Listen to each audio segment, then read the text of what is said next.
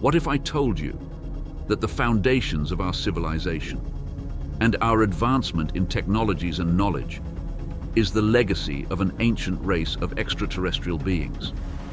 Who are the Anunnakis and where did they come from?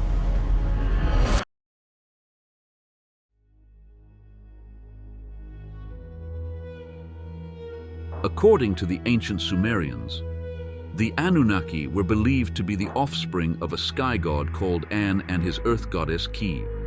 This group of deities included 7 gods: An, Enlil, Enki, Ninhursag, Nana, Utu, and Inanna. The term Anunnaki means those of royal blood or sky gods, those who came from heaven to earth. Some historians suggest they are the Elohim, the gods in the Bible's Old Testament that appear in Genesis 1:26 and Genesis 2:10-14, which refer to a conversation in which the Creator states, "Let us create man in our own image," which appears to have deep correlation with the Sumerians' belief of more than one god. Researchers also speculate that the Anunnakis are the fallen angels from the Bible, the sons of God, taking on human form and mating with the daughters of men, producing a race of angelic human half-breeds. Is the God of the Bible and the Sumerian gods the same God? And if so, it would suggest that God is an extraterrestrial and that human origins really came from aliens. So, who are they really? And how does it connect to the human origin story? According to the ancient Sumerian text, the Anunnaki lived on a planet called Nibiru, also referred to as Planet X. This planet orbited in our solar system. It's believed by some that it's the 9th planet on the outer edges of our solar system, and it's estimated to be 10 times larger than Earth. The Anunnaki were an ancient race that was extremely advanced in knowledge and technology and were considered to be powerful beings. But their home planet Nibiru began to form a crack in its ozone layer. This crack widened, increasing catastrophic events that destroyed crops and animal life. The Anunnaki discovered that pouring gold dust particles into the atmosphere slowed down the expansion of the crack. But precious metals like gold and their resources like food and water became extremely scarce. This quickly led to a revolt among their population. What's so special about Earth, and how does this correlate to humans' origins? In their search for gold to save their dying planet, they discovered Earth. Earth was rich in precious metals, particularly gold, to repair their damaged atmosphere. So now we have to ask, what's so special about gold and what properties do gold have that make it uniquely suited for such a task?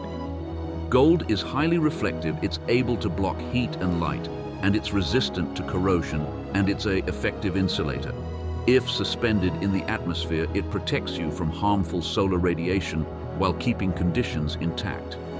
For instance, the visors on astronaut helmets are coated with gold to allow visible light to pass through, but reflects harmful solar rays. Astronauts are prone to radiation in space, unlike the Earth, which is protected by the ozone layer. In fact, many satellites and space shuttles are covered in gold, making it a vital resource for space exploration. So the idea of the Anunnaki using gold to fix their atmosphere might not be as far-fetched. According to Sumerian history, it is believed the importance of gold to the Anunnaki is what led to the creation of humans of today. Why did the Anunnaki create humans, and how does it connect to their quest for gold?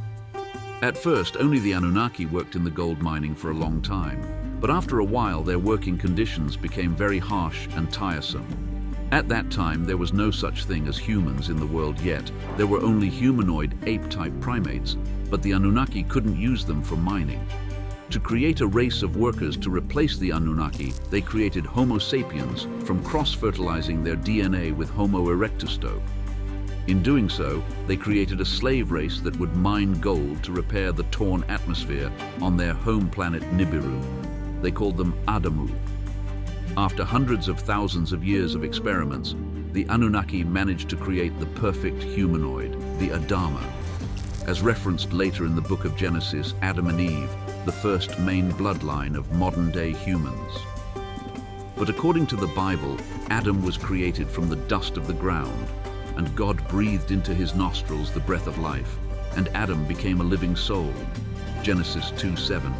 But in the Sumerian tablets, the Anunnaki were practically gene splicing, cross-fertilizing their DNA with different species until they created the perfect humanoid, called the Adama. If all truths are but half-truths, then we should question, did we come from dust and the breath of God like the Bible describes? Or did we, according to Charles Darwin's theory, go through natural selection and evolve from our ape-like ancestors? Were the Sumerians right? Are the humans of today a creation of the Anunnaki, a blend between extraterrestrial beings and our ape-like ancestors with the intent of creating worker slaves? And I pose this question to you: where and how could of our ape-like ancestors even learn the concept of searching for gold and precious metals to convert them into useful technology? Have you noticed? Even in our modern day, we still use people in this way. Technology has become a normal part of life, and we still have not truly and fully understand the nature of what it is. There's so many wonders to this world and our history, but no one will truly know for sure. But when you look deep into the Bible, you'll see that there are some similarities with the Sumerian tablets. In the Sumerian tablets is the first time we hear of a garden called Eden. Could this be the same Garden of Eden that we know from the Bible? Also in the Sumerian tablets, there were a council of 7 Anunnaki that were in charge of overseeing the garden. Is it a coincidence? In the Book of Enoch, the Watchers were in charge of watching over the place called Eden. Could it have been the Anunnaki? Even when you dive deep into mythology, you'll also find that there are giants mentioned in many non-biblical texts. This doesn't just occur in one part of the world, but mentions of giants have been found throughout the world, including Rome, India, and Egypt.